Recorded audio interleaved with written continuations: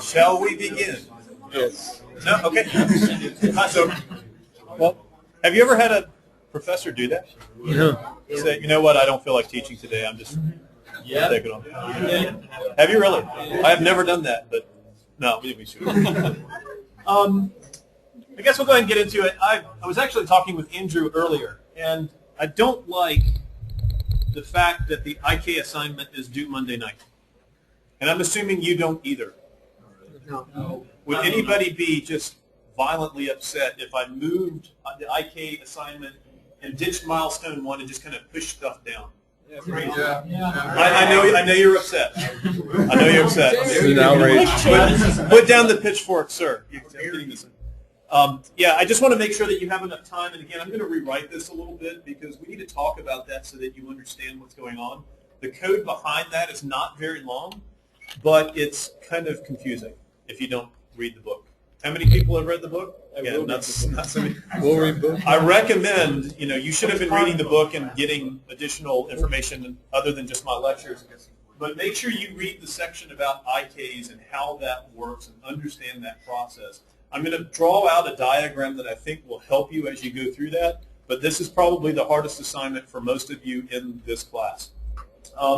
Again, realize it's only worth 3%. I'm not saying that you should just ditch this thing, but in the worst case, and you're getting really frustrated, it is only about 3% of your grade. So don't let it overwhelm you. It's not that it's terribly difficult. It's just it takes thought, and it's critical thought. Okay. Any questions before we begin? Yes, sir. How is that going to affect the lecture schedule? How is that going to affect the lecture schedule? Will it? No. So you're just gonna ditch milestone 1. Is that what you said? Yeah, I'll probably just ditch milestone 1. So milestone 1. I'll play around with the schedule. There's a couple extra things that I could include, or maybe we'll use that as project time, or maybe we'll just have that as open discussion and say, what would you like to talk about? And the reason I say that is because a lot of people have random questions that apply to everyone else. Yeah. Would you want to make it so the beta would be where milestone 3 is also? Why don't you just do milestone 1, 2, and 3 and take And the there beta? would be no milestone between them? I'll think about it, okay? Something. I need to come up with a different schedule. What I'm trying to do is just basically give you more time for the IK assignment. Thank you.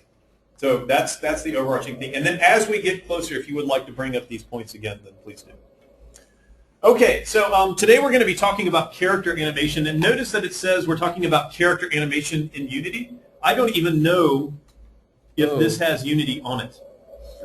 It does. Okay. All right. So things have changed around, but I noticed that we also, I think we were trying to make up some time or something. We never really talked about character animation in terms of the theory that's back behind it. So we still have to cover that in PowerPoint. Maybe if we have enough time, we'll try to get the little animated pipe boy running around in Unity, something like that. Things have changed around a little bit with Unity and the way that they structured their bones and everything else. So hopefully we can hack something out and we can see a little character running around on the screen and everybody's excited about that, right?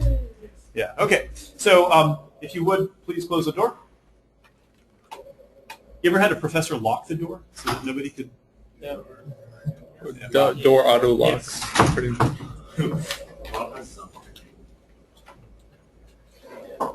So to begin with, what do you know about character animation? It takes a long time. You probably have seen the 2D versions, right? How do you animate a 2D character? Spreadsheet. Sprite sheet. Okay, that's a pretty straightforward process. Some of those ideas carry over into 3D. We're really going to be focusing in on the 3D side of things.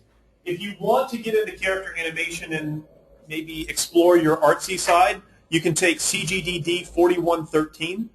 I don't think that's required of you, but the games majors may consider going down that path because that's where you learn how to build a character, you model a character. I talked about the dog before. You put the skeleton inside the character, you do all this rigging, you do animation, all that kind of stuff. Okay? But we're certainly not going to do that here today. So looking at it this way, character animation in 3D is based off of the concept of bones. There's a couple different things that you could do, but it's usually you build a bone structure. Now, this bone structure that you see here looks a little bit weird. Do you know why? It's not human. Yeah. Okay, so this is actually the dog's bone structure right here. And there's a couple of weird things that you see about this. First of all, you can see that there are things like shoulder blades that are in here. There's a pelvis. There's a tail. You know, the tail should have been the telltale sign, by the way. That thing is not human. Okay. Still have knees and all these other kinds of things. Also notice a couple of things about this. That the dog is standing in a T pose, right? This is called the T pose. Did we talk about this? Yeah. Why is the T pose so important? It's halfway between. Yeah, it's the halfway point. Yes, sir. I see why that's true for like a human, but wouldn't a dog's T-pose make more sense because it's usually like That's a humanoid. But this is a human dog. Yeah. It's got thumbs. That's a great point, but ignore what he just said. I mean, if we were building an actual dog that was the non-human based dog, then that would make sense, yes. Also, there are a couple of things here inside the head. Of course, these points that are here on the top are for the ears, and then the other ones are for it had a long snout, and also the jaws could open and close and such. And then also notice that we have some hands because dogs don't have hands, but this dog did. Okay, so we can build kind of whatever we want. But anyway, it's based off of this concept of bones. A couple of interesting things. Also, notice that if you look at the legs, there's a bend in the knees. Okay, this is one of those things that when you start to get into creating these skeletons for your characters, you always want to put a little bit of bend. This is going to hit home when you get into this next assignment, when we talk about inverse kinematics, because to solve these things can sometimes be a pain. Have you ever seen a character that's the knees just pop backwards and stuff? You know, think about it. It's kind of disturbing to us as humans, but my elbow only bends this way. Here, there really aren't a whole lot of rules, so I could bend the elbow and I could pop it around and I can do all sorts of weird stuff, right? This bend right here is to give a guide as to how this thing needs to be solved, and we'll talk about solving a little bit later. But always remember, you want to put a little bit of bend in things that are supposed to bend, right? Knees are supposed to be a little bit bent like this. You don't want to have anything going straight out, okay? Each bone has exactly one parent. Where do you suppose the parent is in this? Where is the parent bone? We have a bunch of bones, and they're all connected. It's right at the bottom of the hips, between the legs. It's actually the pelvis bone, which is this bone right here in the middle. Why? Everything's That's pretty much where your center. It's kind of the center of the gravity. That's a good guideline to go by. But notice that everything, for the most part, is connected at this point, right? You have the hips that are coming off of here. You have the tail that's coming off of here. You have the spine that's coming off of this. And so that pelvis joint is a really important joint. It also is basically the location of where this character is, right? Regardless of the pose that they're currently in. Okay? Each bone is going to have a transform. Uh-oh, what's a transform? XYZ. It's a matrix, right? When we think about it, so we have a transform. This tells us the translation, the rotation, the scaling, the shearing, all of that kind of information. Okay? It says it's not necessarily a matrix, and we're going to figure out why it's not necessarily a matrix later on. It's going to tell us how it differs from its parent in terms of either a translation or rotation. If its transform is the identity matrix, it has the same translation and same rotation as what? Its parent, right? See, do you see how recursion could be applied to this situation? Yeah. Right? So if you start over here at one of the fingertips, how are you going to get to the parent bone? You're going to go to the parent, to the parent, to the parent, to the parent, until what happens? There's no parent. Until there is no parent, right? So the root bone is not going to have a parent. It's going to be a null bone, if you want to think of it that way. Okay? And then rotations, translations are all relative to the local coordinates, and there's also a synthetic root bone if you want something like shadows and weird stuff like that. Okay. Weird stuff like that, yeah. And there's also ways that, don't even bother. We will talk about shadow mapping. Okay, so we had talked, I think, a little bit about forward kinematics versus inverse kinematics. This sounds like a really good test question, doesn't it? Explain the difference between forward and inverse kinematics. Does anybody know what they are? I think we talked about it once. Yes. Yeah, forward is from the and you're close to the microphone too, which is very convenient. from the original bone that you're trying to move outward, I guess, and then you're trying. I know inverse is you pick. I see hands going up like me. You pick from the end of it and move it, and all the other bones move with it. Yeah, that's pretty close. Does anybody want to try to rephrase that? Yes. Okay, so forward kinematics, you can think of it as moving each bone individually, but the main idea is that you're starting at a root bone or a parent bone, and then you're starting with that, and then you're deforming all of the other bones. You're rotating all of the other bones off of that. So we had talked about our T-pose. If my arm is out here and I want to get into the punching sequence, I think is what we did. What would I have to do? I'd have to rotate my shoulder bone, so it would be something like this. Then what would I do? Maybe rotate it a little bit down, and then do this kind of elbow up and all that other kind of stuff. Is that how animators want to work? No. Absolutely not. Okay, they don't have the tolerance to do stuff like that. So instead, what do? We have inverse kinematics, which says You take the endpoint and when you move Where it, do I everything want else this bone to be? you say, where do I want this end bone to be? Okay, so this is what your next assignment's actually going to be, is an inverse kinematics solver. To say we have a target where we want the hand to be, and then we need to figure out where all the other bones need to be at the target. Okay. So do you think you can explain the difference between forward and inverse kinematics? Yeah. Yes? Yes. I would practice that. Did you hear that? Yes. So There's a phone. Okay, so forward kinematics. if you have questions, this is a great time to ask them. What was that noise? What was that noise? I don't know. By the way, I did take your advice. They scanned this machine. There were 58 viruses on it. And what's sad is it asked me when I logged in, do you want to back up your computer? Wait, what did they use? Scan it. Who knows? Okay, so anyway, the difference here is where you're doing the rotations, how that process is actually solved. Okay? So getting into different ways that we can represent rotations and such, we have Euler angles, right? Remember we talked about this. It's Euler. I think it's German, or definitely not from the U.S. It's probably something different.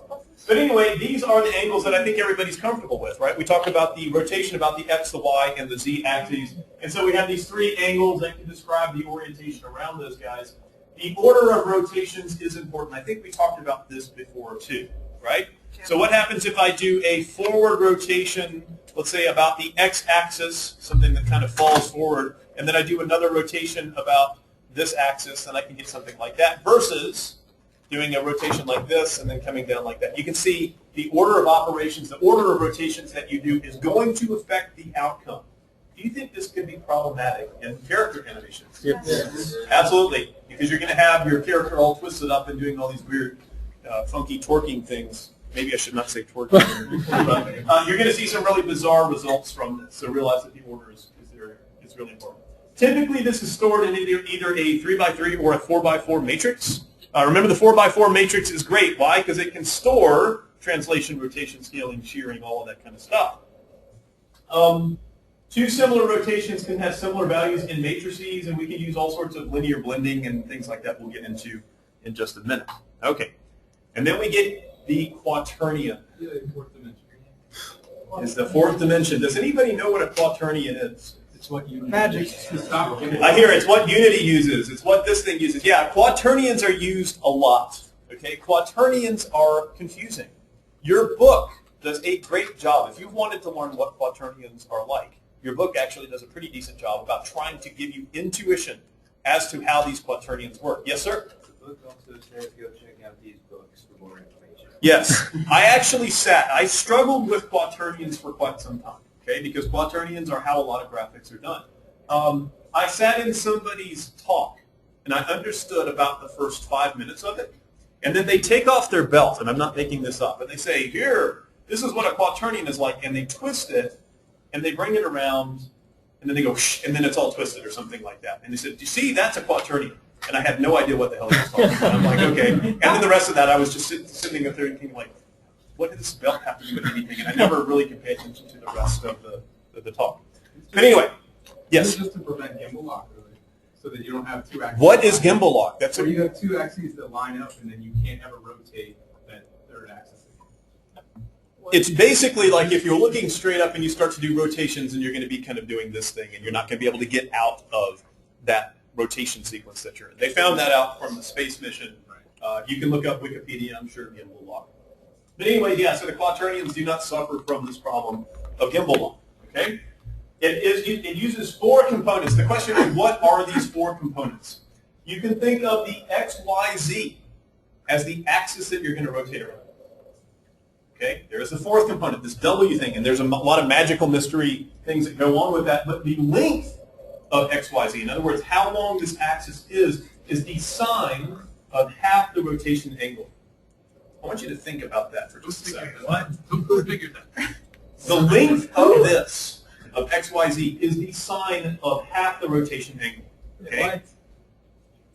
I want you to just digest that. Maybe come back to this later on. But anyway, W, this fourth component, is the cosine of half the rotation angle. So there's a lot of relationships that are going on here. If you tried to print these things out and make sense of it, just give up. Converting from Euler angles to quaternions is a pretty straightforward process. To undo that, you have to talk to a mathematician. Okay? But trying to make sense of that, we all think in XYZ rotations, everything else. Try to find a good math library that can convert between these things if you're trying to debug. That's my recommendation. Okay? But anyway, the nice thing about the cosine is it has positive and negative there, so you can figure out the difference between 20 degrees and 340 degrees. Okay, when we get into animation, what is animation? People are comfortable with this. What is it? Moving models. Moving stuff, okay? It's actually changing poses to the skeleton, okay? And I want to be very specific about this because you're changing the poses of the skeleton over time, but it has no sense of the vertices, the model that surrounds the skeleton. So the animation you can think of as just this dancing skeleton that goes around, right? We had talked about that before where I saw this drunken skeleton that was stumbling out of the bar and all that other kind of stuff. That's an animation. Now, what is deformation? Changing all the vertices, the Okay, vertices this of the is model. where the actual bending and if you take this model and figuring out where the vertices are supposed to be, this is where it goes on, the deformation phase. So you can imagine you've got a skeleton and it's in this weird pose, something like this. What you're going to do is deform this T-pose model so that it fits around the skeleton. So the skeleton is dictating where the vertices need to go. Okay? So there's really no sense of animation or time in a deformation. Are you comfortable with that? There's no sense of time in it. So the deformation. Think about it. A deformation is just like this. That's one point in time, but there's really no sense of time. These two things, animation is time sensitive. Deformation is just, hey, you bent this thing in this particular position. Okay. So is deformation like a component of animation?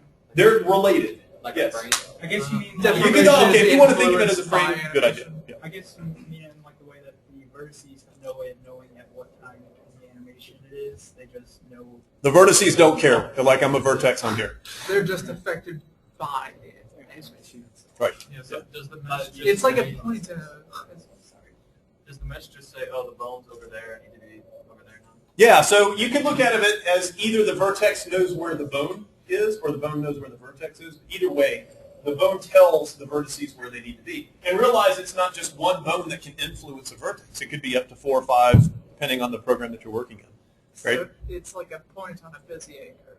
It doesn't care about the equation itself. It's If you want to think of it that way, you can think of it that way too. I think we've beaten this horse to death. So yeah, okay. And then also we need to have some kind of sense of animation controls. You need to be able to start and stop animations and pause them and so on. Okay? And have a control for each animation that's in there, and you'll understand why in just a second. Okay? Now, here is a real-world problem, and this is an interesting exercise as well. We have to be able to store all of these animations, yes? Let's say that we're developing for the PlayStation 4 or the Wii or any of that kind of stuff. We have to be able to store that in memory because these characters are supposed to be moving around. So watch this. How big is this going to be? It's actually mind-blowing. But you store everything in a 4x3 matrix for each bone, for each frame. Let's assume this is the naive first approach that we're going to use to store animations. 30 frames per second, right? Right? Okay, you're not playing any crap game. This is a full-blown AAA title, 30 frames per second, 50 bones. Is that reasonable? How many bones do you have? a lot. I have about, I think something like 200. More than one. That's all we need. Okay, so we have 50 bones, 5 major characters, right? 5 Borderland characters, something like that. 100 animations each. Is that reasonable? Yeah, I think. Maybe. Think about the main characters. What do they do? A lot. Jump, shoot, run, walk. Everything. Probably more than that, yeah. Talk. Okay. 15 minor characters with 20 animations each, and the animations last 4 seconds. Let's do some math. The space required for this, the sloppy way, is 30 frames per second times 4 seconds times 50 bones times, where's this 4x3 combined? Matrix, where's this 4 combined? 4 seconds. No? No, we already have the 4 seconds. 4 bytes. 4 bytes. Why is it 4 bytes? That's usually how big a float is in the system. You guys remember the size of operator in C and C++, right? And what did it come back with? 4. How big is an int? 2. I'll go ahead and tell you, it depends on the system. But typically, how big is an int? 4. How big is a float? 4. How big is a double? 4. How big is a long? Usually 8. How big is a byte? 1 byte. Okay, you're with me. All right. So anyway, you can see that this is going to take up 220 megabytes if we're doing this the really sloppy way. And the rest of this right here, you can see that we have 5 characters times 100 animations and so on and so forth. Okay? Xbox 360 has 512 megabytes, and the Wii has 88. This is not the Wii U. It's the Wii. Has 88 megabytes of memory. I was blown away by this. Yeah, that's What? wow. You're like, that's impossible, Jeff. I played some really good games. That's pretty good. Did you guys see, by the way, not to get too far off topic, did you see the speedrun link I sent out? Yeah. I saw I didn't look at it yet. Has anybody done speedruns before? Admit it. My girlfriend does some. Okay. All right. Why? There's a couple of nurses. Why? It doesn't matter. But anyway, so the Wii only has 88 megabytes. So what's the problem? We have exceeded that by this vast amount of memory. So there's no way that we can do this naive approach here to store animation on a Wii. It just will not work. Yes? We're not going to have all those animations loaded up at the same time, though, are we? Are we going to have all of these animations loaded up at the same? Wouldn't it be nice if we could? Yes. But If that's the case, how far over are we to fit the animations on the Wii? Quite a few times. about 3 times almost. About 3 times over, right? Let alone we need to store the models, the textures, the actual game logic, all of that stuff. So going on this vein right here, the animation system takes up nearly 1/4 of all memory. So how much memory can we use for our animations? 22 megabytes. Can we go from 220 megabytes down to 22, let's see? By Question is, 100. can we do better? Does anybody know who this is? TK Baja. TK Baja. He's going to be in a new deal. What is unique about TK Baja? He's dead. Is he really? Yeah, they're making him a new DLC with him. You ruined it for me. And I do not tell me the ending of Borderlands 2. I'm so close to finishing that. Don't tell me. La la la la la. Okay, but what was unique about TK Baja? He didn't move. He did move. Didn't walk. He never walked. He sat in the chair, right? So the only thing that we really had to animate on TK Baja was the movements from waist up. Okay, so we start to look at optimizations there, right? So we can eliminate some unnecessary data, like most bones don't need to shear. What does it mean to shear? Think about if we had a square or something like that, and we kind of took it this way. We took the top, and so we were taking it off center, if you want to think of it that way. Some don't need translation, such as the hips, knees, elbows, right? A lot of these don't actually need to be translated at all, and some characters like TK here hardly move. So with space, watch what we can do. With scaling, shearing, and translations, instead of using this big 4x3, why don't we use just an XYZ for all of this? You see? So that'll be 12 bytes right there if you think of it that way. With rotation, what can we do? We can use our new quaternion friend. Right? So that's probably the most efficient way. So let's do some more math. Okay? Let's assume that 10% of the bones shear, 20% of the bones scale, 50% have translation, 90% have orientation or some kind of rotation like that. Okay? For 1 bone per frame is now, again, 4 bytes, right? Because we typically have a float. Where did the 1.1 come from? 10% of bones. 10% of bone shear, okay, times 3. What about the 3? Why is it 3? XYZ. XYZ, okay? Do we get to 20% times 3, 50% times 3, same thing, XYZ. Then we get to 90% here times 4. We've now reduced it in half, right? We've taken it 24 bytes versus the 48 bytes that we had previously. That's pretty good. So what does that put us at? However, we have to reconstruct the 4x3 matrix. We still have to put that 4x3 matrix there. We just don't have to store it. We have to reconstruct it now. So we take a little bit of an efficiency hit, but that's okay because we've now cut that down in half. So note, we're now at 110 megabytes. What was our limit again? 88. Can we do better? Yes, we have to. We don't have any choice. So what could we do? Do we have to run things at 30 frames per second? No. What could we do? 25. We could run at 25. What else could we do? Run it 5. Run at 5. Run it like 1. Click, click, click, something like that. That would be horrible, right? So that's not what we're suggesting when we say reducing the number of frames that are there, right? We don't want to use 30 frames per second, but what we can do instead is keyframing. Have you heard of this term before? Yes. What is keyframing? Setting up two different points and then just kind of shaping. Letting some magic happen, right? Yes, You've those. probably done this before. In fact, Bezier curves. How did the Bezier curves work? You set up 2 points and then. You didn't set up 2 points. 4 points. 4 points. You set up 4 points. So you can almost think of it as a director, right? The director says, hey, you're an actor. I want you to start here. I want you to finish here. And then however you get there is up to you, right? We do the same thing here with this keyframing such that we're setting important poses, right? I want you to go from here to here or something like that. And then interpolate, which is this really old animation technique. Interpolation is what you did in the Bezier curve assignment. So on average, you're going to have about 10 keyframes per second. I would say you can get away with less than this. But that's saying per second, you're going to set 10 things. So if I have a fight sequence, I'm just going to go 1, 2, 3, 4, 5, 6, 7, 8, 9, 10, something like that. Okay? This gives us about 1/3 the space, right? Because we're not doing 30 frames a second. We're now doing 10. So we're at 37 megabytes. What was our goal again? 22. 22. Okay? This is okay. We now have something that's sufficient for the Xbox 360, right? Bad for the Wii, though, because we only can afford 22 megabytes. So another problem here is realize that keyframing can lose some data, right? It's a reproduction of what should happen, but you are still losing some data. So can we do better? Sure. Yes. All right. How could we do it? We could reduce it down, and we could start to use some of the things that we've seen before. Instead of just doing this straight linear interpolation, what could we do? We could use things like Bezier curves, right? So now you can set just 4 points as opposed to something that's constant, like 10 frames per second. Now I can just set 4 points and have it interpolate through there. Okay? I won't go through all of this stuff, but this is how it works, right, in the real world. So you're using Bezier curves to do animation. Isn't that freaky? Yeah. And think about all of this stuff is running at 60 frames per second on whatever set-top you have.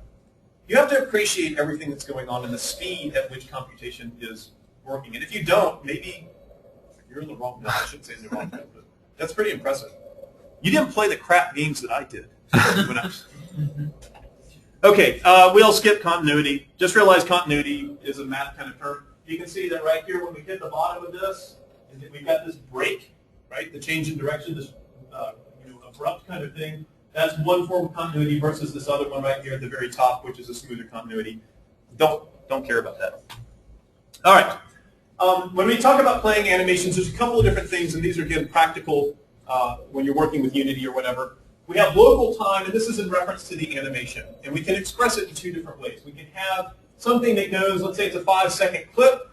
It could go from 0.0 up to 5.0, which would probably be expressed in seconds, okay? We can also normalize this to say, I don't care how long this thing is. The beginning of it is at 0, and the end of it is at 1.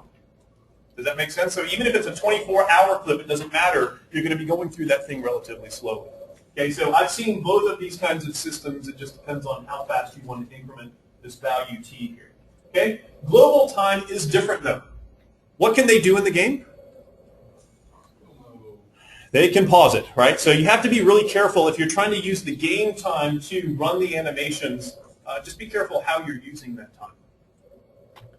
All right, then we can get into blending animations. What does blending animations do? Why is blending animation so important? Because it's awesome looking. That's it. In fact, if you put that on the exam, I could just say that. Why use blending animations? Because it's awesome. So they like let you basically form animations that you wouldn't be able to otherwise. Here, I'll explain the situation. My son plays this garbage game called Kingdom for Heflings. Has anybody played that? It doesn't even really matter. You have, okay, you've seen it. You played the demo and it just wasn't for you. He wasn't, right? It doesn't matter what you do. But you're building all of these. You can collect resources. You can build towns. And you're this giant figure, and you're telling all of these little people in the town what to do, and you're giving them tasks and stuff, right? The problem that I have with it is that your character is sitting there in their idle mode, right? And then you go to walk. What do you suppose happens? It plays the walk animation. You're doing this, and then you go to your idle mode, what happens?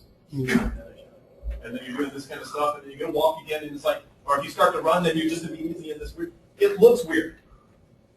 How many people have seen games like that? It looks like an amateur, person did this. So what we do is we want to blend these animations. What do you suppose we do mathematically? Between bones. We kind of transition to say, you know what, this one animation, we're going to start playing that, and we're going to, you know, if it's the walk sequence, if we want to go to the idle sequence, we're going to say that the idle sequence gets more and more weight if we're going to average these two things together. So you can imagine we have this slider that's going to be the weighting average between these two animations. Okay? Typically we use quaternions to do this. We have a couple different things. Normalizing the lerp, this is called nlerp, and basically this is normalization or interpolation like we've seen it. We also have this, spherical linear interpolation. It's called slurp. It's in the book. Okay? And then they have something in here that says log quaternion lerp, and it just says this is complex. It actually just says that in your book. It says I'm not even bothering explaining it. It's just complex. It will melt your face. Yeah, and this is where you get mathematicians involved and stuff, because don't waste your time. It's what's in the I'm art. curious. Yes. Go ahead. What is linear interpolation? Okay, so that's where Unity came up with the lerp name. You've done lerp before, right? It's a way to step through, you know, to go from one point to another. So each component is linearly blended and then renormalized. It's basically what you've done with, you know, when you increment a t by a step in the Bezier, that's kind of what you're doing with linear interpolation. Okay, then we get into bone masks. And bone masks are another interesting thing. This is not a blending necessarily, but imagine that we have waving and walking at the same time. This is one of the things that we want to do in our game. We want to have people that are walking around in a city, and there's a friendly city, you know, and everybody waves to each other. What could we do? We could have the animator animate, hey, what's going on, you know, and do all this kind of stuff. What's the problem with that? Too much space. That's another animation you have to wear. It's another animation, okay? What happens if now we need to wave over here? Crap. Oh, look, hey, you over there. Oh, and you over here. And I'm doing the beauty pageant kind of thing. Right? How would we animate that? We'd have to have separate animations for all of that stuff. I'm sorry, Jack, go ahead. I was just going to say, what if you wanted to do it while running or Yes. riding a horse? What if we're friendly and we're afraid? If we're running something like that, right? So we'd like to have more flexibility for situations like this. So what they do is they have bone masks. And the idea is pretty straightforward. If a bone has a value of 0.0, we don't use that bone when blending. Okay, it's taken out of the equation. If it's all the way on, this 1.0 means completely include that bone. And then if we have this 0.5, it says that you weight it about halfway. So what would we do for this walking and waving? You can imagine that half of these bones would be fully on and the other half would be off. And then what would happen? For the other animation when we're doing this, half of the bones would be on and the other half would be off. But they would be opposite of one another. And therefore, I'm running one animation of this. At the same time, I'm doing whatever the lower half of the body needs to do. Does that make sense? Does that sound like a good test question? Yes. Usually when I ask that question, people say, could you explain that again? Does it make sense? The bone masking, what is a mask? It means that you're covering something up. Okay, getting into motion extraction. This has bit a lot of people. Things get really hard when the character moves. We talked about local space. Where should your characters be in local space? 0, 0, 0. 0, 0, 0. Why? So that we can move them. So that we can move them in the world, right? So when we put them in world space, then I can say, you know what, I need you to be over here in world space or something like that. What happens if the SOV animator says, you know what, I'm going to animate it, and they're actually going to be translated off the center. Oh, God. And then I pull them into the world coordinate system. What am I going to see? They're going to go. Here's what's going to happen, and I can't do it justice. You're going to have them walk, and they're going to walk like this. And then at some point, what happens? They're gonna snap They back. teleport. They're going to turn. And then they come back and they keep walking. And so you see this person, they're sliding a little bit, and all of a sudden they jump back. And they go a little bit more, and then they jump back. And then you get really upset and say, what did I do wrong in Unity? I don't understand. And you rack your brains for about 15 hours, and then you talk with your animator, and you understand what happened. Okay, this is a real problem. Remember, you have to be able to talk with animators because they will do all of this stuff. Great job, but wrong implementation. Okay, so the animator basically isn't going to animate here at 0, 0, 0. So what happens during walking? We talked about that. Now, what happens if we need an animation about climbing a ledge? Don't you just like fake it and you're just like, he's standing and then he just kind of climbs and you just move where it's supposed to go? Your animations when you get them, are going to look freaky to you. If I were to climb a ledge, animation-wise, and not move, what would that look like? It's like a mime. Yeah, I mean, it looks like, hey, they didn't animate it correctly. I've seen this before. You're like, is that really going to work? But then it's up to you in the world coordinate system to then position them correctly based off of that animation. It's hard to do, okay? So this whole idea of motion extraction, the definition here is the process of taking an animation and deriving the overall movement of a character. Things have to match up, right? And you also have to match them up with the physics engine, okay? So if the model doesn't stay at the origin, there's a couple of things that I'm not going to get into, but these are approaches that you can do. This linear motion extraction says take the position of the root bone at the first and last frame, divide by the duration. I think you can see kind of what's going on there. If you have somebody that's going to be this teleporting person, this is the easiest approach. Does that make sense? So you can say, I know that in the local coordinate system they start here. I know 24 frames later they end here. So what's the real position of this? What do I have to do? Move and pull. I have to offset by 1/24 of that distance each time in the world coordinate system. That's ugly, isn't it? Yeah. Yes. What lesson does that teach you? Always communicate with your animator. Always communicate with your animator, absolutely. Any artist you work with, you need to make sure, 100% sure, everything up front. Okay, I'm not going to show you an example of a project I worked on, I don't care. What? Okay, and then we get into mesh deformation. This is the last of the last, right? So how does this work? If we have a skeleton, we have to do a couple of different steps. The first thing is to transform each bone into world space. Right, so what does that involve? Start at the root of the skeleton, right? This would be the pelvis for an old dog character. Multiply its transform by the instance transform, and this way you know where the root bone is in the world, right? I think people understand that concept. Take the transform of each child bone and multiply it by the root bone world transform. Why? What is that even doing? Putting the child bones where they need to go relative to the parent. Rotate your shoulder, you want your hand and stuff to move around. Now, why is this so important? Because some people are like, Jeff, just end the lecture. You said we were going to cancel the lecture. Just end the lecture. Why is this so important? This is exactly what you have to do in your IK assignment. Recursion. No. Now, listen, does it have to be recursive? In this case, I'll give you a hint. It does not. You do not have to use recursion in this next assignment. Do you know why? Because it's just a chain. It doesn't involve going up and down and up and down. You think about it. If I have something like this, you've got the pelvis bone, you have hips, you have to traverse this entire structure. It's like a graph. Okay? Is a single chain a graph? No. So what could we do? We could store the bones inside of a list and still just use loops. Yay, loops. Yeah, I know. Loops, finally, right? Can I use recursion? So you could use recursion if you wanted to, but I'm letting you know that you don't have to. Okay? So, anyway, take this transform. Now watch why this is going to be so important. Can I draw on this? Maybe. It's going to be... 50-something viruses. Okay. Viruses come from the pens, Said virus on the pen. You sold it. Somebody sneezed on this. Okay, can I draw? Nope. You're as simplest now. That's not good. Let's try this. Hold on. Maybe. Hey, did you know it's time to back up? Back up your files. Back up your passwords online. Back up your social security numbers online. Can you send me a screenshot of that, by the way? Here. Okay, so we're a little bit off. This is going to be really horrible. Okay. So here is this. Oh gosh, now I've got to connect it. Hey, that's not so bad. It's not that bad. Okay, so that is a bone. I know it doesn't look like a bone, but that's the best you get in this class anyway. Okay, so what is this? We'll call this the root bone.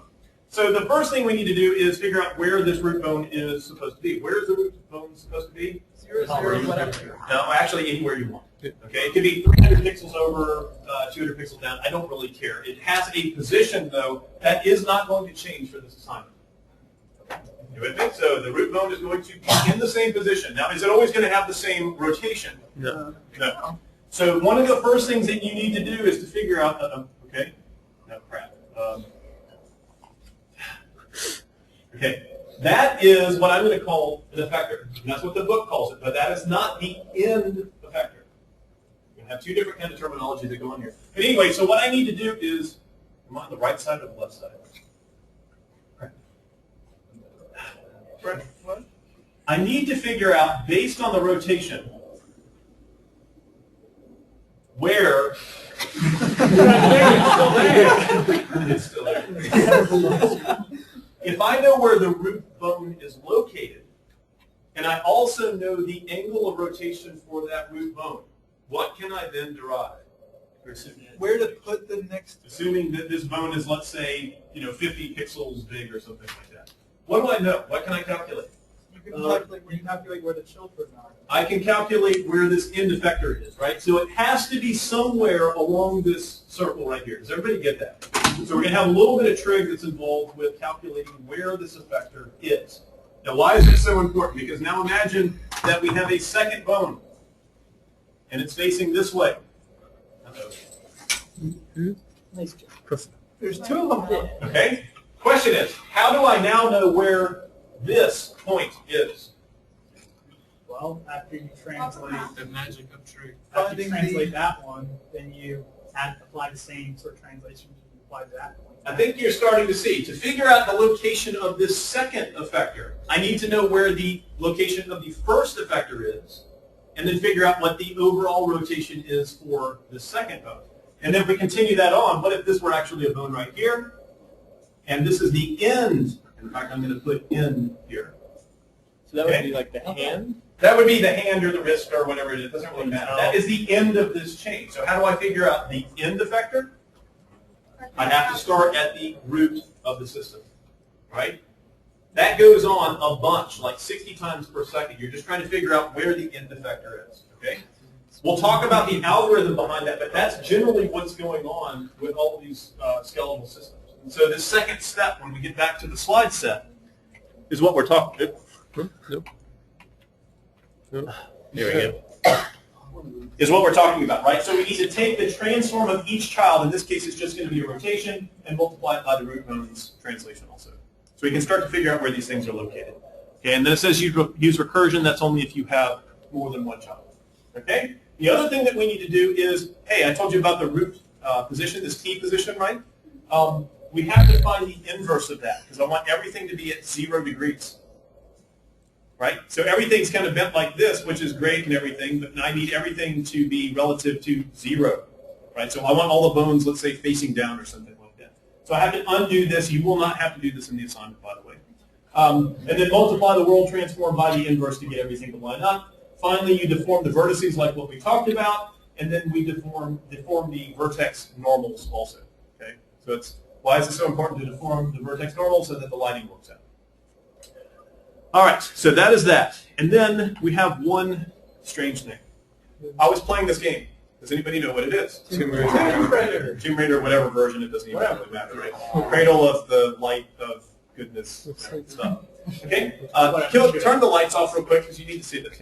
Why was I saw this and I thought, oh my gosh. Oh. Yeah. Why is this so cool? She's actually Stepping. She's stepping. She is stepping. Okay. And it's not a preset animation. And it's not a preset animation. So what do you suppose is going on here? IK solver. Each leg is independently. It is an IK solver, absolutely, right? So some of these animations, you think about it, it ties in with the physics engine here as well, because she has all of these animations built in, but a lot of the legs can be adjusted, and so you can use inverse kinematics to climb stairs. Why is this such a big deal? You ever seen anybody climbing a steep hill? What happens if the animation is just a normal walking animation? You're going to see the feet go into the hill, and then when they come back out, what's going to happen? They're levitating above the ground, right? Or you could have them where they're walking up like this and doing some, tilt the whole thing, but that looks screwy too. So all of these things is really kind of where it's going in the future, right? You're going to have the physics engine tell you a little bit about the kind of animations that you have. I'm sorry, go ahead. Doesn't GTA use a lot of that kind of stuff too? A lot of open world games because you can ragdoll and stuff like that. I know that like GTA specifically though has a certain engine that they use for character animation. Yeah, I mean a lot of the physics engines have that stuff in there, but just realize this is an expectation now, right? If you're going to build one of these large games, they expect the animations to be clean, but also the stepping up on the terrain is a big deal, right? I think this came out in Unity also. Unity supports things like that. It's tough. So there you go. All right. Do we dare try to get this going in Unity? Yes. Yeah. We could try. Should we do our Just reminder assignment back up now? beforehand. Can you do your assignment in Unity? No way. Oh, we're gonna have to do Okay, this. that's actually good for me. I can't use it. I'm hoping this will work, but let's Let's see if we can even open it. let's see if it even works without getting the 18 virus on it. Good. Seriously, How can do you you get get all all of of the the send me viruses? screenshots It's like of that? Pokemon. I can't know. Send you screenshots of Of the virus pop-ups. Why? why. My game's about viruses. Oh. Wait, was it you? This is all a ruse. I don't know. I'll I was think just about it. testing my game on your computer. Okay, so let's go ahead and get into it then. I don't know how many of you have seen Unity. Some of you have, some of you haven't. Let me see if I can drop this down just a bit. I can't. Yeah, of course. Can you use that? That one's a bit. Yeah, maybe I'll switch it out. This one's a little bit screwy. But anyway, let me give you a quick overview of Unity. It's not so bad. I'm going to download this Pipeboy thing, and this is something that I made. So you know what it's going to look like, right? It's going to look amazing. It's going to look amazing. Absolutely, it's going to look amazing. Maybe not. Yeah. So Unity is something that you can download for free, right? They have a free version that's a little bit crippled. It doesn't have all of the fancy camera effects and lighting effects and all of that kind of I stuff. don't think you opened it. Did I not open it? No, you opened that. Unity. You open the file reporter. You gotta open it. Well, here. Let's say Oh, bob at bob.com. what happened? What happened? We'll accept that. Yeah, it doesn't care. I got the virus. I got the virus. How can we reproduce it? Get the virus. Send. No, okay, I don't care anymore.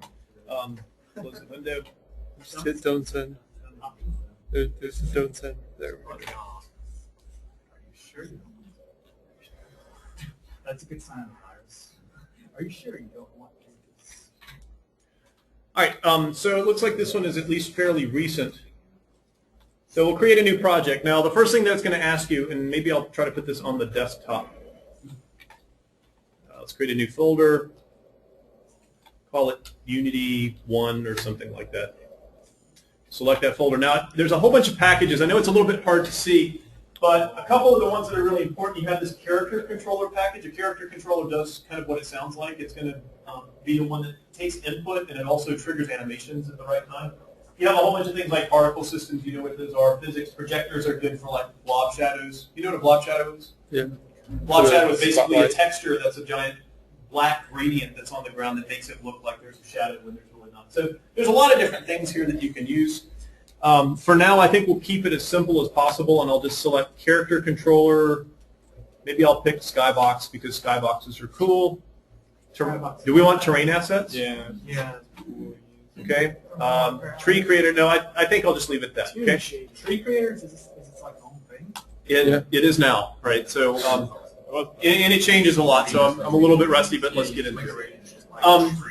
Now, I know what your temptation is. When you first create this project, you're like, I'm just going to click all the way down. What's the problem with that? It actually copies from the standard assets place and copies all of that information over so that you don't destroy the originals. So right now it's going through this process of copying over Photoshop files. It's copying over FBX files. It's copying over. So I've got this massive project space now just from those few things that I've selected. I'm going to skip the new version. I don't care. Okay? So you need a lot of memory. Well, you need a lot of hard drive space, right, when you're doing these kinds of things. Okay, so right now this is a working game, kind of like what you would get in XNA. If I hit play, there you go. There's your game. And it looks cornflower blue-ish. Yeah, so let's not do that.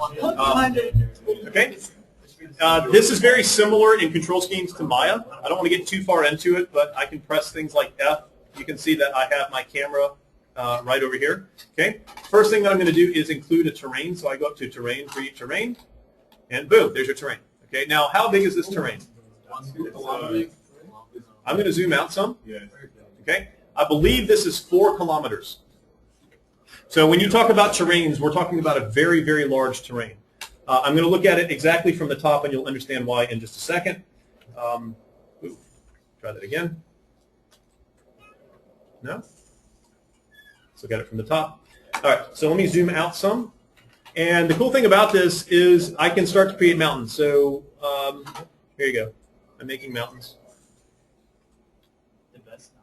These, yes, awesomeness here. In fact, I'll make this really obnoxious tall one right here in the middle. But yeah, I'm pulling up terrain at this point. And if I were to kind of drop back down, in fact, let's look at it. Here is our mystery island there. Game object, let's see, or is it asset? Let's create a light, directional light. There we go. And so now we've got something that looks like this. Notice that I can't move around in the environment, but that's okay. All right, I can also do things like if I click on the terrain, let's go back over here. If I wanted to, I think I can add some trees. Let's add a tree. Please. Tree thing. Oh, there. Here you go. Oh, palm trees. Palm trees. I just want some palm trees. So here you go. Oh, the tree. There you go. You want some palm trees? There you go. And you can do the same thing with, yeah. You know what? There are. Check it out. Let's see. Here we go. I think we've got, yes, palm trees at the top. It is indeed. That's what I'm saying. A lot of this is fun to play with. I think we should be able to go to add grass texture. It's an island. Where's the city? Don't ask complicated questions. Question. Okay. So let's say add, and then I think we can do add detail. It doesn't matter. I'm not going to spend time. You go to the paintbrush, you can add grass and stuff. Is it the paintbrush? Yeah. Okay. Edit textures. Add texture. No, I'm not going to do that. It's too much time. Okay, so anyway, we have this wonderful mystery island that's here, and again, this is what it would look like. You can see that there's not a lot of options here in terms of looking around. So one of the things that you could do is, let's say, component, or let's see, game object, or actually, you know what? Character controllers. Let's scroll down here. I should have access to a first-person controller, and I can throw it in, let's say, right there. Let's zoom in on it. Now, one of the problems with first-person controllers is that they can often fall through the ground. So let's see how this is going to work. I'm going to kill this main camera, and let's play it now. And so we got a first-person thing. I can run through it. Now, here's our grass. Whoa, that grass is appearing out of nothing. Yeah, it's not the best grass. Oh, you know what? I used the wrong texture.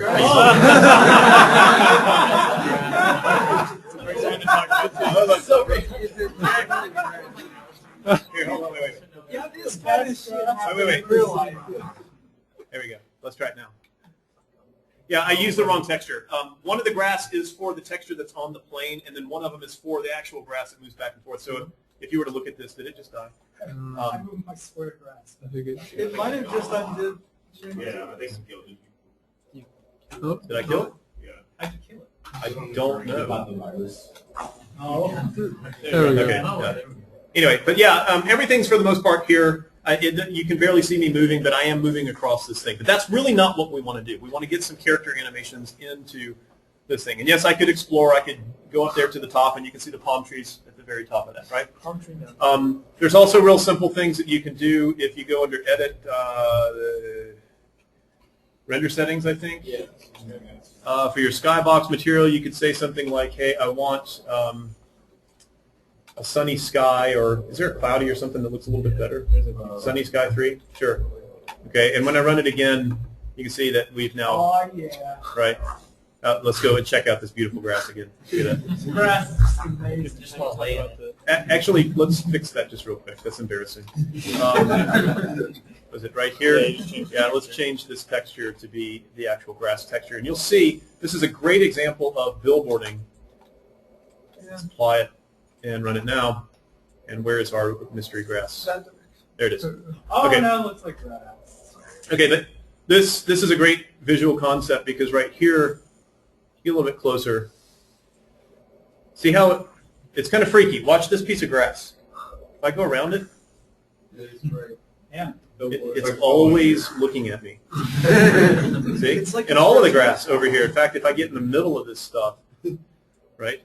Look at this. The grass. The grass is moving, yes. And so, if you look closely at your next first-person shooter, you'll see all of these things probably. I've noticed that. Yeah, it's weird, but that's billboarding right there, right? That's taking a polygon and it's always facing the camera regardless of where you are. But you get nice effects like this. This is only, it looks like a whole bunch of polygons. It's really not a bunch of polygons. It's just 2 triangles per thing that you've pasted there.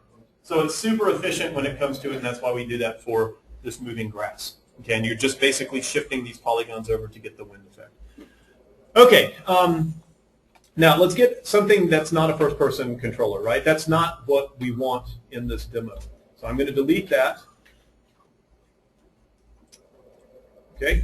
Third-person controller. Yeah, let's go ahead and add back, create other.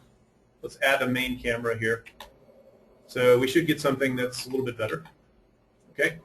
Now with our third person here, watch this. We've got Pipeboy. Where is he? Right here. We have Unity 1. And the way that Unity works is if you go into the Assets folder, a lot like the Content folder, I can take this Pipeboy, dump it in here, and if I go back over, notice that Unity has paused, right? If I try to click on it down here, it's taking a second. You know what it's doing?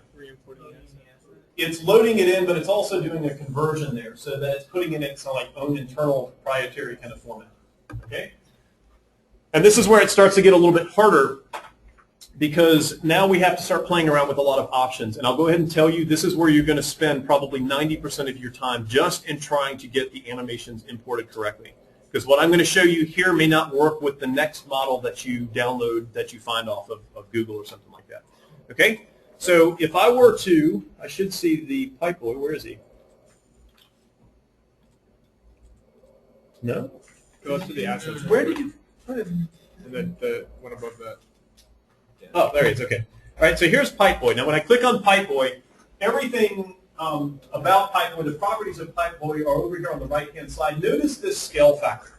So I want to start with this. If I were to take Pipeboy, in fact, let's zoom out here, and I'm going to put Pipeboy right here.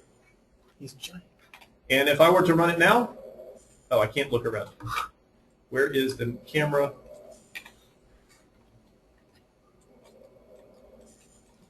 You double click on it. Well, I was trying to rotate it. Let's see. And spin it around, so we should see Pipeboy. And there's Pipeboy. Now, what do you notice about Pipeboy? It's giant Pipeboy, right? So this is one of the problems. This is a small version of Pipeboy compared to some of the other things that you're going to get.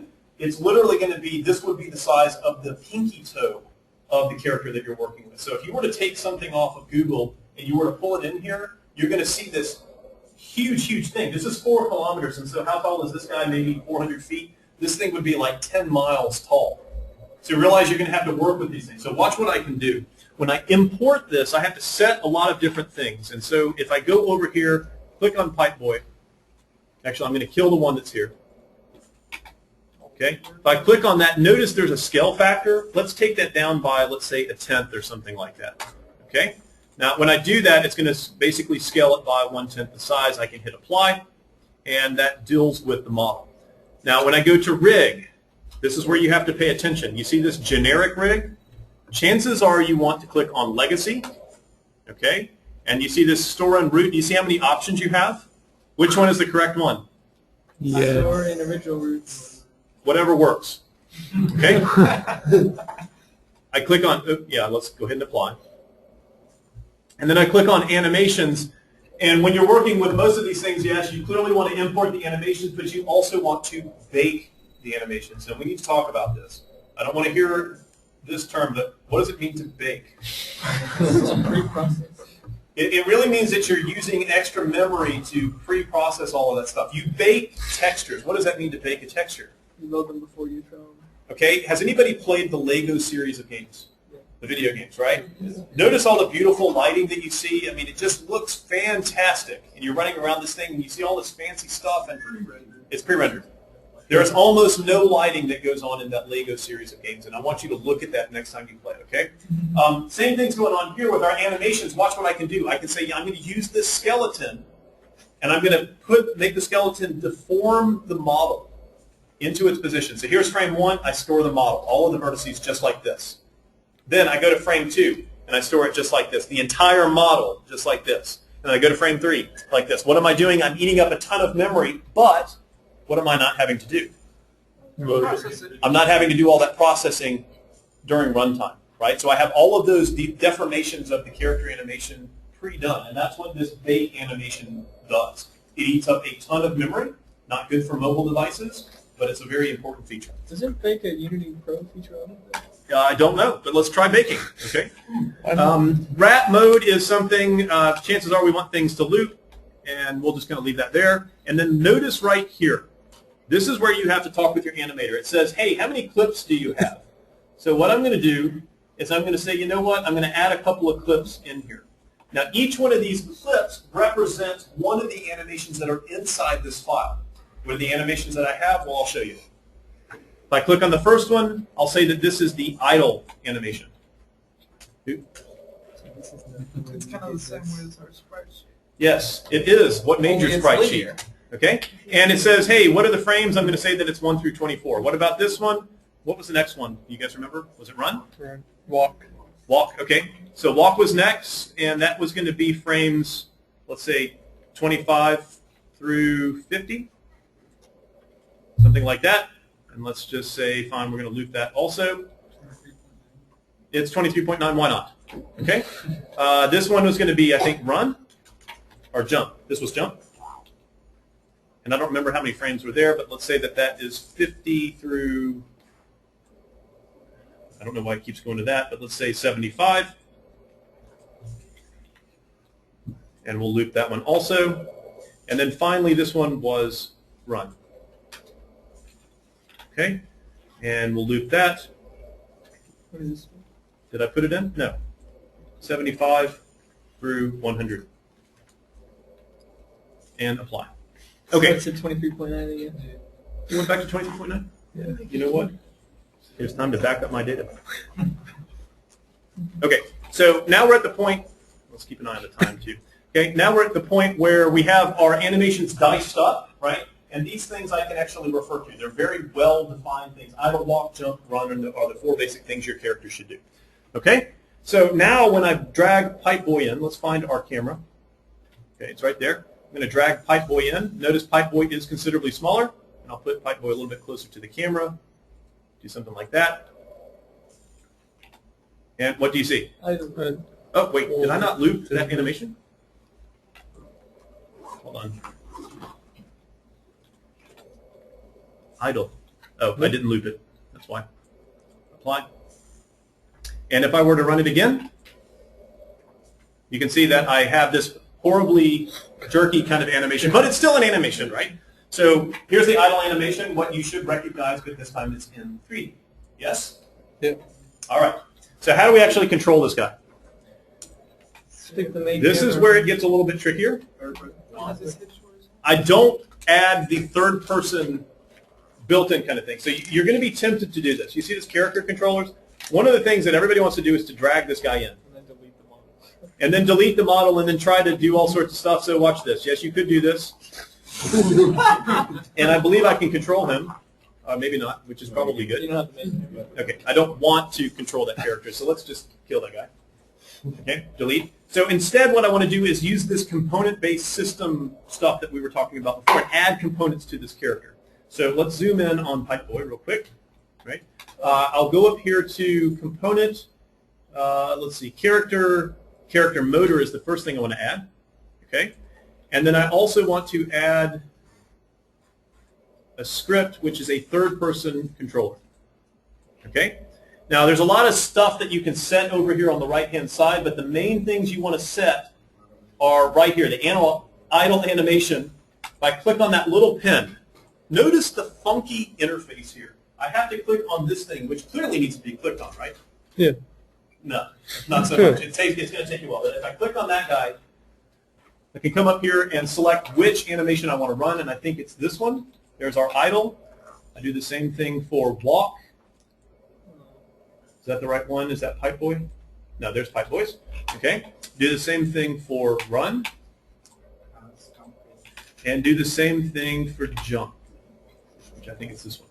Okay. And now I should be able to, is he going to fall through the floor? Yes. I'm gone. It's because this little Oh, collider capsules. thing. He's going to Wow. float, but I don't care. I don't care right now. There you go. And I still can't control it. Because you have the main camera. Delete the other main camera. Or the one you're using before. Yeah. Kill I it. need to delete that? Well, yeah, because it's defaulting to that one right now. It's using that as the main camera. I haven't added a third person. Yeah, there's no you didn't add a okay. camera to him. Let's try adding a camera to a component. I wish I had my glasses. I don't know if this is going to work. Where's the third person controller script right there? And it wants a camera. So let's add a camera. Game object, create other camera. Where is it?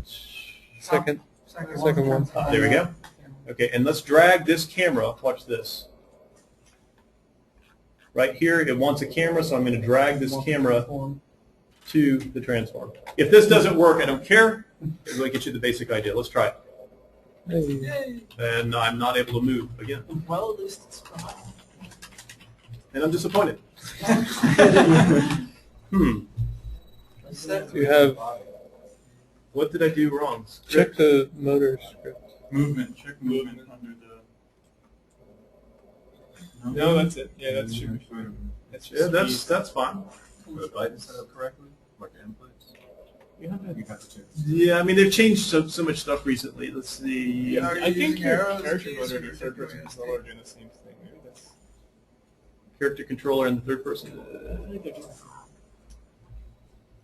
Yeah, okay. I'm not going to waste too much time with this. I could try. Do I try killing that? No, I think you need to kill the character. Oh. motor. Oh. Yeah, I think you get rid of the character motor too. If that does it. Because it's the same thing as the third person controller. Well, you know, we can try removing it, and let's see if it does anything. Nope. No. And I know what you're saying. Hey, that's pretty sweet, Jeff. Thank you for that wonderful demo. But there you go. It's something very close to that. There's probably just some setting that's wrong. But what I'm recommending that you do is play around with Unity. Even if you haven't taken this course, you can see it's pretty easy to get things up and running relatively quickly.